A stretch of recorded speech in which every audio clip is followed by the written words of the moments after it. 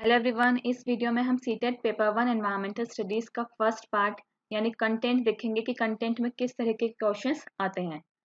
Content को total 6 parts में divide किया गया है, जिसमें से हम इस वीडियो में वाटर यानी पानी इसके बारे में देखेंगे कि इसके क्वेश्चंस कैसे आते हैं। आप इन सभी टॉपिक्स की video plus pedagogical concerns and issues की वीडियो एंड 2 क्वेश्चन सेट देखने के लिए आप चैनल की प्लेलिस्ट एनवायरमेंटल स्टडी सीटेट में जा सकते हैं, जहां आप उन्हें देख सकते हैं और सीटेट की प्रिपरेशन कर सकते हैं। तो चलिए अब हम देखते हैं कि वाटर में कौन कौन से कंसेप्ट लिए गए हैं, एनसीईआरटी के कौन कौन से चैप्टर्स हैं जो क्लास 3rd 4th 5th में आते हैं और पानी के थीम पर बेस हैं। ये नीचे लिखे गए सारे चैप्टर्स पानी की थीम पर बेस हैं। इनमें से जो चैप्टर इंपॉर्टेंट है वो है river's tale, too much water, too little water और क्लास 5 के ये तीनों चैप्टर्स बहुत इंपॉर्टेंट हैं। इन चैप्टर्स को पढ़ना बहुत ज़रूरी है क्योंकि इन पे अक्सर क्वेश्चंस पूछे जाते हैं। तो देखते हैं कि क्लास 4 का जो चैप्टर 13 है रिवर्स टेल, इस पे किस तरह के क्वेश्चंस आए हुए हैं। इसका पहला क्वेश्चन है, स्टूडेंट्स को 4 ग्रुप में डिवाइड किया गया है और उन्हें एक एक्टिविटी में एंगेज किया गया है जिसमें उन्हें क्या करना है, पानी के ग्लास में उन्हें अलग अलग चीज़ें डालनी हैं और उन्हें ये देखना है कि क्या चीज़ रिजॉल्व होती है और क्या चीज़ रिजॉल्व नहीं होती है। तो ये किस तरीके की एक्टिविटी है जिसमें बच्चा इन्वॉल्व हो रहा है, क्या वो ऑब्जर्वेशन है, डिमॉन्स्ट्रेशन है, एक्सपेरिमेंटेशन है या डिस्कशन है। ये एक्टिविटी जिसमें बच्चा खुद एंगेज हो रहा है, जिसमें वो देखेगा कि क्या चीज़ रिजॉल्व होती है और क्या चीज़ रिजॉल्व नहीं होती है, वो एक्सपेरिमेंट कहलाएगी यानी एक्सपेरिमेंटेशन कहलाएगी, जिसमें बच्चा खुद एंगेज है और वो खुद ब खुद ऑब्जर्व कर रहा है, खुद ब खुद देख रहा है कि क्या चीज़ रिजॉल्व होती है और क्या चीज़ रिजॉल्व नहीं होती है। इसे कहते हैं एक्सपेरिमेंटेशन। नेक्स्ट क्वेश्चन जो चैप्टर 18 से है, too much water too little water, देखते हैं कि इसका कैसा क्वेश्चन है। इसमें क्वेश्चन दिया गया है कि क्लास 4 में वाटर का चैप्टर पढ़ाते वक्त टीचर कैसे इंश्योर करेगी कि बच्चा स्केर्सिटी ऑफ वाटर के बारे में समझ गया है। उसमें वो इन चारों में से मेंशन कौन सी एक्टिविटी करवाए जिससे पता चले कि बच्चे को पानी की स्केर्सिटी के बारे में पता चल गया है।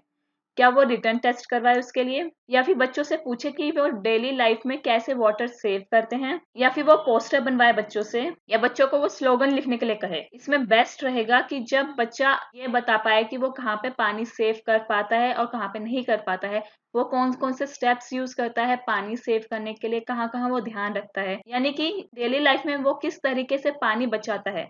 ये सबसे अच्छा तरीका होगा ये जानने का कि बच्चे को स्केर्सिटी ऑफ वाटर के बारे में पता चल गया है।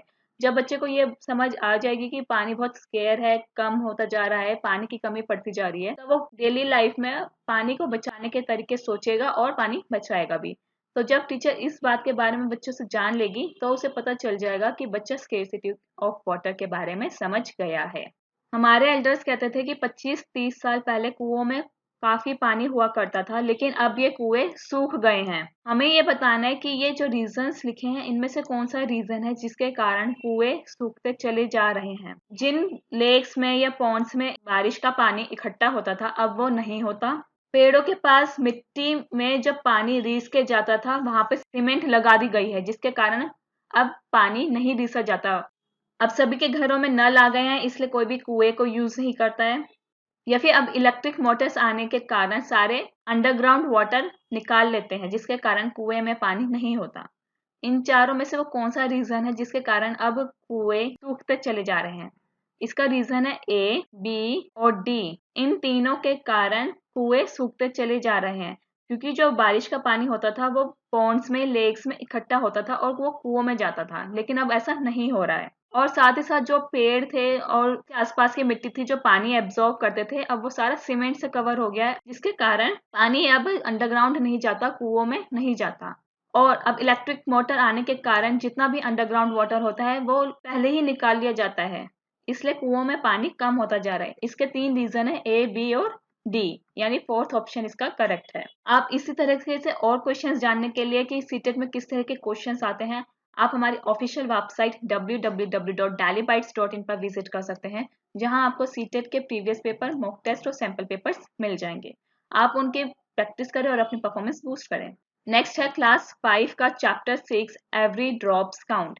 ये भी इंपॉर्टेंट चैप्टर है, इसके क्वेश्चंस अक्सर रिपीट करके पेपर में देखने को मिले हैं। इसमें जो पहला क्वेश्चन है वो है स्टेप वेल्स और बाउलीज के बारे में कौन सा स्टेटमेंट सही है। स्टेप वेल्स होता है जब एक बड़ा सा गड्ढा खोद के उस पर सीढ़ियों के थ्रू हम नीचे जाते हुए पानी की तरफ पहुंचते हैं, तो इनमें से कौन सा स्टेटमेंट सही है? They are traditional system of water storage and conservation. ये ट्रेडिशनल सिस्टम है पानी को कंजर्व करके रखने का। इसे कम्युनिटी रिसोर्स की तरह यूज किया जाता था। ये अक्सर उन जगहों पे मिलते हैं जहाँ पे बारिश कम होती है। फोर्थ ऑप्शन है कि इसमें गंदा पानी अक्सर इकट्ठा होता है। तो इन चारों में से कौन सा ऑप्शन सही है? इन चारों में से ऑप्शन नंबर 1, 2 और 3 सही है, क्योंकि ये तीनों ऑप्शन स्टेप वेल्स और बाउलीज के बारे में बताते हैं। ऑप्शन नंबर ए सही है। ऑप्शन नंबर ए में 1, 2, 3 दिया गया है, इसलिए ये सही है। स्टेप वेल्स जो है वो ट्रेडिशनल सिस्टम है जो राजस्थान जैसी जगहों पर अक्सर देखने को मिलता है। अभी भी वहां पे स्टेप वेल्स है, हालांकि उनमें पानी बहुत कम इकट्ठा होता है या ना के बराबर इकट्ठा होता है। और ये कम्युनिटी रिसोर्स भी है, क्योंकि यहाँ पे अक्सर लोग इकट्ठा होके पानी कलेक्ट किया करते थे अपने घरों में यूज करने के लिए। और क्योंकि ये ऐसी जगहों पे मिलता है जहाँ पे बारिश बहुत कम होती है, इसलिए इसमें पानी इकट्ठा हो जाता है और लोग उसे साल भर यूज कर पाते हैं। लेकिन अब इसका यूज कम होने लगा है। इसका रीजन हमने पहले देखा था क्यों। जिस तरीके से कुओं में पानी कम होने लगा है, उसी तरीके से स्टेप वेल्स में भी पानी कम या फिर ना के बराबर होने लगा है। नेक्स्ट क्वेश्चन है, एल्बिरूनी एक फॉरेनर था जो हमारे देश में आया था कुछ हजारों साल पहले। उन्होंने पॉन्ड्स की कंस्ट्रक्शन के बारे में अपनी बुक में कुछ लिखा था। बच्चों की टेक्स्ट बुक में इस पैराग्राफ को क्यों इंक्लूड किया गया है? ताकि बच्चों को हिस्ट्री के सोर्सेस का पता चल सके। ऑप्शन बी है ताकि बच्चों की रिकॉर्डिंग इंप्रूव हो सके। जो बच्चा ऑब्जर्व करता है उसे कैसे रिकॉर्ड किया जा सकता है उसके बारे में बताया जा सके। ऑप्शन सी है इससे बच्चों को जो 1000 साल पहले टेक्निक यूज की जाती थी, टेक्नोलॉजी यूज की जाती थी, उसके बारे में अवेयर किया जाए और बच्चा उसे अप्रिशिएट कर सके। ऑप्शन डी है इससे बच्चों को पता चलता है कि किस तरह की हिस्ट्री हमारी थी, क्या सबूत उसके मिले हैं और जो सबूत हिस्ट्री के हमें मिलते हैं उसको अप्रिशिएट कर सके। तो इन चारों में से कौन सा ऑप्शन सही है जो हमें ये बताता है कि एल्बेरेनीज की ऑब्जर्वेशन बुक में मेंशन की गई है उसका क्या पर्पस है? इसका पर्पस है कि बच्चा हिस्ट्री के जो सोर्सेस हैं उन्हें आइडेंटिफाई कर पाए। जो हजारों साल पहले हम टेक्निक यूज कर सकते थे उसे अप्रिशिएट करे, उसके बारे में पता चले और उसे अप्रिशिएट करे। साथ साथ बच्चा जो हिस्ट्री में हमें एविडेंसेस मिलते हैं उनको देखे, अप्रिशिएट करे, उसको समझे। तो उसके ऑप्शन है ए, सी और डी। ये 3 ऑप्शन इसके करेक्ट हैं। सिर्फ यही एक ऐसा पैराग्राफ नहीं है जो हमें हिस्ट्री का रिकॉर्ड देता है। ऐसे बहुत सारे पैराग्राफ मेंशन किए गए हैं बुक में जिससे हमें हिस्ट्री का पता चलता है कि हिस्ट्री में किस तरीके की चीजें अवेलेबल थी। और ये सारी इसलिए बताई गई है ताकि बच्चा जो 1000 साल पहले चीजें थी, 100 साल पहले चीजें थी, उनको समझ सके, अप्रिशिएट कर सके और उनका क्या फायदा था इस बारे में सोच सके। नेक्स्ट क्वेश्चन है कि टीचर ने सेव वाटर पे एक डिस्कशन ऑर्गेनाइज किया क्लास में। इसका क्या पर्पस था? To give opportunity to all students to speak, ताकि बच्चों को अपॉर्चुनिटी मिले बोलने की। ऑप्शन 2, बच्चों के अलग अलग पर्सपेक्टिव डेवलप हो सके और टीचर उन्हें समझ सके। ऑप्शन 3, क्लासरूम को इजीली इफेक्टिवली मैनेज किया जा सके। ऑप्शन 4, बच्चों की कितनी नॉलेज है उसे जज कर सके। क्लास में कोई भी एक्टिविटी करवाई जाए उसका होल पर्पस होता है कि बच्चे को उसमें एंगेजमेंट का मौका मिले, यानी बच्चे को उसमें बोलने का मौका मिले और बच्चों के जो मल्टीपल पर्सपेक्टिव्स हो सकते हैं उनको समझा जा सके, उन्हें डेवलप किया जा सके। तो इसका ऑप्शन 1 और 2 करेक्ट है, यानी ऑप्शन नंबर डी जिसमें 1 और 2 मेंशन है वो करेक्ट है। नेक्स्ट है एक्सपेरिमेंट विद वाटर। ये चैप्टर भी इंपॉर्टेंट है क्योंकि इसमें बहुत सारे एक्सपेरिमेंट्स की बात की गई है। बच्चा कैसे उनसे सीखता है इसके बारे में बताया गया है। इसमें एक एग्जाम्पल है, some material float and other sinks in water. इस एक्टिविटी को करवाने के लिए टीचर क्या करवा सकती है? इस एक्टिविटी को करवाते वक्त टीचर किस चीज का यूज कर सकती है? मतलब बच्चा क्या यूज करेगा जो वो इफेक्टिवली ट्रांसलेट हो सके कंसेप्ट। ऑब्जर्वेशन और डिस्कशन के थ्रू ये इजीली और इफेक्टिवली ट्रांसलेट हो सकता है। ऑप्शन 2 कहता है कि बच्चा उसमें ऑब्जर्व करे, एक्सपेरिमेंट करे और इन्फ्लुएंस करे। इन्फ्लुएंस मतलब ये देखे कि जो वो चीज देख रहा है वो क्यों हो रहा है, अनुमान लगा सके। ऑप्शन 3 कहता है कि इसमें सर्वे करवाया जाए। ऑप्शन 4 कहता है इसमें ऑब्जर्वेशन करवाया जाए। तो इसमें बेस्ट रहेगा कि बच्चा पहले ऑब्जर्व करे, एक्सपेरिमेंट करे और फिर इन्फ्लुएंस करे, यानी अनुमान लगाए कि जो वो एक्टिविटी देख रहा है वो क्यों हो रही है, कैसे हो रही है और उसके पीछे क्या रीजन है। इन 3 चीजों से बच्चा इस एक्टिविटी को बहुत इजीली और इफेक्टिवली समझ पाएगा। नेक्स्ट है अ ट्रीट फॉर मॉस्किटोज। ये चैप्टर भी इंपॉर्टेंट है क्योंकि इसके क्वेश्चंस अक्सर पेपर में देखने को मिले हैं और रिपीटेड फॉर्म में क्वेश्चंस देखने को मिले हैं। इन 4 ऑप्शंस में हमें 3 बीमारियों के नाम दिए गए हैं। हमें ये बताना है कि कौन सी बीमारी मॉस्किटो से फैलती है। Chikungunya, dengue, malaria. Option 2 chikungunya, cholera, malaria. Option 3 chikungunya, cholera, typhoid. Option 4 chikungunya, malaria और टाइफाइड। इनमें से कौन सी बीमारी है जो मॉस्किटोज से फैलती है?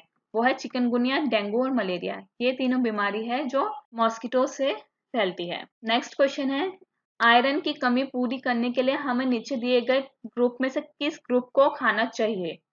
जैगरी यानी गुड़, आंवला और टमाटो। ऑप्शन 2 आंवला, स्पिनच और जैगरी। ऑप्शन 3 आंवला, कैबेज और टोमेटो। ऑप्शन 4 कैबेज, आंवला या फिर स्पिनच यानी कि पालक। इनमें से हमें क्या खाना चाहिए जो हमारी आयरन की कमी पूरी हो सके? हमें उसके लिए आंवला, पालक और गुड़ खाना चाहिए क्योंकि इन तीनों में ही आयरन भरपूर मात्रा में मिलता है और इन तीनों से आयरन की कमी बहुत जल्दी पूरी की जा सकती है। नेक्स्ट है, बहुत तेज बुखार के साथ कंपकपी महसूस होती है, तो चिनचोना ट्री से इनमें से कौन सी बीमारी है जो ट्रीट की जा सकती है? ये दो क्वेश्चन है जो अलग अलग आए हैं लेकिन मैंने इन्हें क्लब किया है। पहला क्वेश्चन ये था कि हाई फीवर विथ शिवर इनमें से कौन सी बीमारी शो करता है? दूसरा था कि चिनचोना ट्री से कौन सी बीमारी ट्रीट की जा सकती है? का आंसर है मलेरिया। मलेरिया एक ऐसी बीमारी है जिसे चिनचोना ट्री के पत्तों का रस निकाल के पीने से ठीक किया जा सकता है और इसमें बहुत तेज बुखार के साथ कपकपी भी लगती है। जब मस्किटोज की ब्रीडिंग ज्यादा हो जाती है पानी में तो हमें कहा जाता है कि हम उसमें तेल डाल दें। ऐसा क्यों कहा जाता है? ताकि मस्किटोज उस तेल से दूर भाग जाएं, उस तेल से मस्किटोज को मारा जाए। मस्किटोज तेल की लेयर में फंस जाते हैं। यह ऑप्शन 4, जब हम तेल को पानी में डालते हैं उससे ऑक्सीजन सप्लाई कम हो जाता है, खत्म हो जाता है और मॉस्किटोज की ब्रीडिंग रुक जाती है। इनमें से कौन सा ऑप्शन सही है? इनमें ऑप्शन नंबर 4 सही है। ऑप्शन नंबर 4 कहता है कि जब हम तेल डालते हैं पानी में तो उससे ऑक्सीजन की सप्लाई कम हो जाती है और मॉस्किटोज की ब्रीडिंग खत्म हो जाती है।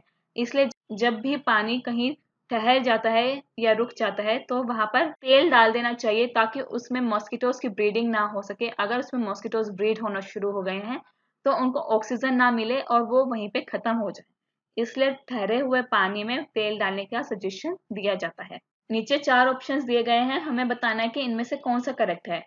मलेरिया एक फीमेल मॉस्किटो से फैलता है जो किसी मलेरिया पेशेंट को काटती है और फिर वो किसी दूसरे पर्सन को काटती है।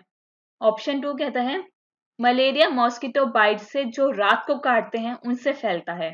ऑप्शन 3 कहता है कि मॉस्किटो बाइट से मलेरिया फैलता है। ऑप्शन 4 कहता है मलेरिया फीमेल मॉस्किटो बाइट से होता है। तो इनमें से कौन सा ऑप्शन सही है? इनमें से ऑप्शन नंबर 1 सही है जो बाकी 3 सेंटेंसेस को अपने आप में कवर करके चल रहा है। ऑप्शन 1 कहता है कि मलेरिया उस फीमेल मॉस्किटो से फैलता है जिसने ऑलरेडी मलेरिया पेशेंट को बाइट किया होता है, फिर उसके बाद वो किसी दूसरे पर्सन को जाके बाइट करती है जिससे उस दूसरे पर्सन को भी मलेरिया हो जाता है। इस तरीके से फीमेल मॉस्किटो मलेरिया फैलाती है। अब तक के लिए इतना ही दोस्तों, बने रहिए हमारे साथ व्हाट्सएप, फेसबुक, इंस्टाग्राम और टेलीग्राम पे। इनके लिंक्स आपको डिस्क्रिप्शन बॉक्स में मिल जाएंगे। Thank you and have a nice day. बने रहिए डेली बाइट्स के साथ, सब्सक्राइब करना ना भूलें और जो भी कोई डाउट है आपको वाटर थीम से रिलेटेड या कोई क्वेश्चन से रिलेटेड आप कमेंट बॉक्स में डाल सकते हैं, उसका आंसर आपको जरूर मिलेगा।